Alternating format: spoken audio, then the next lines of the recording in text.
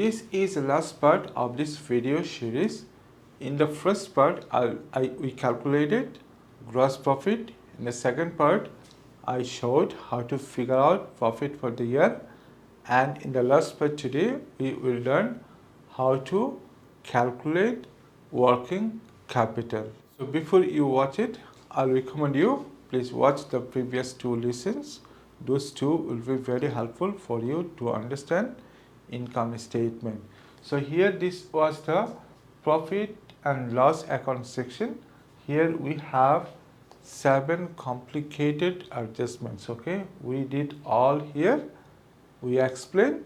If you watch this video, you will be able to learn many things here. Okay, you will be able how to answer, how to adjust the complicated adjustments in your exam. Okay, so how to calculate working capital? What is the formula? Simple. When your working capital equal to current assets minus current liabilities. So formula is simple, but complicated thing is you may not know what are your current assets and current liabilities. Okay, so here first of all we will see the question. BC, a sole trader, prepared the following trial balance from his accounts on 31st August 2022. So here we see a list of balances and the trial balance is completely balanced. We have here 7 adjustments. Okay, so what are items related to calculate working capital? So here we see bank, it is a current liability. Okay, we have here trade receivables, a current asset, trade payables, a current liabilities. Okay, then in the adjustments we have closing inventory. This is also a current asset. Okay, so let us write here first current asset. So first of all we have trade receivables, $19,200 on the question. Then number 2 we have closing inventory. So under adjustment number 1, closing inventory at 31st August 2022 was valued at $12,000. Okay, so this is our closing inventory. We will write here $12,000. So here on the question we see bank and this amount is on the credit side $4,100. Now you tell me, is this a current asset? No, not at all. Why? This amount is given on the credit side. Okay, that means it is not bank balance, it is a bank overdraft. Okay, bank amount on the credit side means it is a liability for the business, for BC. So it is a credit item. So this is not current asset. We'll include it when we write current liabilities. Okay, so we got these 2 items, one from adjustment, one from trial balance. Okay, then here you see commission receivable. We added $8,000. Okay, we have an adjustment. So number 2, commission received $800 was owing at 31st August 2022. Okay, so owing we added. So commission receivable, it is an income. Okay, income is owing means income is not yet received, it will be received later. Okay, so incomes are owings means it is a current asset. Okay, so let us write here number 3, commission receivable or owing. So it is $800. Okay, then you see here rates, we subtracted $300.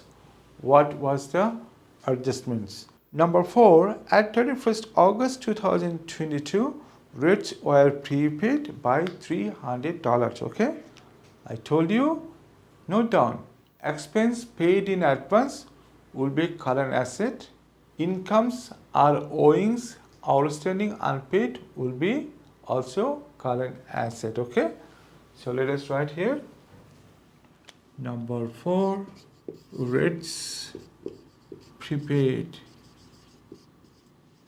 So it is $300. Okay, so nothing more. These are 4 items we have current asset. Okay, now if we sum up this all 4, we get here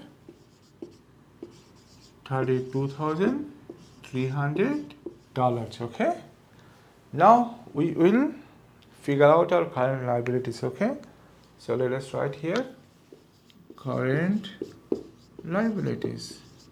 Okay, so on the question we see bank on the credit side, it is $4,100. It is a bank overdraft, current liability. Okay, then trade payables, it is $7,300, current liabilities. Okay, so 2 current liabilities we have on the trial balance. So let us write here. Number 1, it is bank, we got $4,100. Number 2, we got trade payables, we got $7,300. Okay, what else? Do we have any more current liabilities? Yes, we do. So here you see salaries.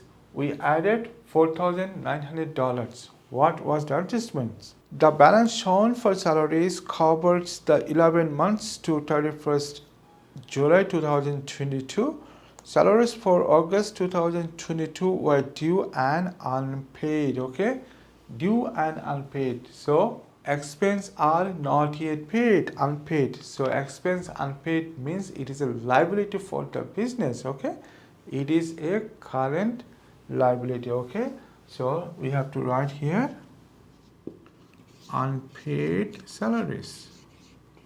So here we see it is $4,900.